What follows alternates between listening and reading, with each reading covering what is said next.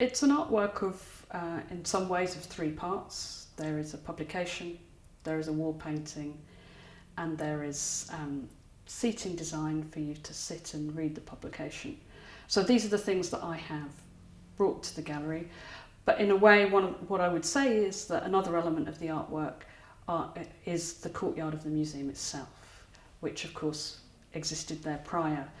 And I suppose all of my interventions, all of the things I have asked to be added to the environment of the museum are in order to reflect upon this site of the courtyard, because this site of the courtyard is very connected to the history of the specimen of the bowhead whale.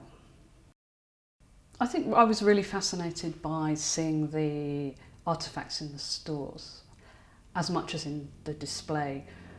Perhaps when one goes around a store, one thinks about potential narratives or histories that could be unfolded around artefacts, whereas I suppose a display is already presenting a narrative. So in a way, from an artistic point of view, perhaps it was kind of more exciting to see the potential in the stores. And wandering around the stores, there are many extraordinary things, and there were a number of other things that I considered working on. But I was particularly interested in this collection of whale bones and the story that was attached to them, which, through which it became possible for me to think about the natural history of the whale. In a sense, the ongoing significance and symbolic value of the whale in terms of the politics of environmentalism.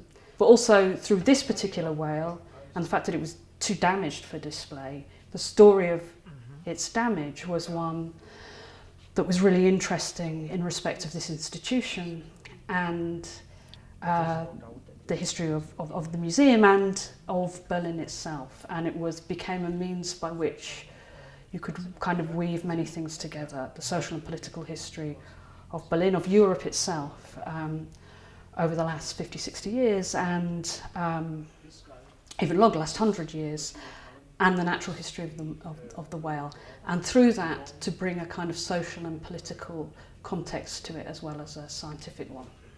So I think I wanted to make a piece that would allow a museum not simply to be a place of teaching, not simply to be a pedagogic place, but a public place, a place where people can be and can think, and a place which has a history. It is not just a place of transit, it is not just a place of people coming through finding things out.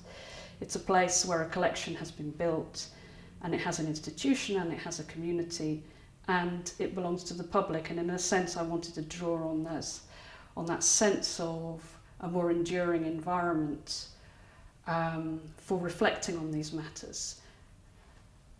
In relation to that, one of the really important things about the piece is that it asks you to look at something that, within all of the amazing things that there are to look at in the museum, isn't very amazing. It's a kind of very boring courtyard where nothing much appears to be going. I mean, maybe some work is going on. It's in a process of transition. It's certainly not as exciting as many of the things in the museum. But I suppose one of my interests is that, in a sense, by looking at that and spending some time and thinking about it, through encountering the text, which is a sort of short story about that courtyard, one then may think about the artefacts in the museum very differently.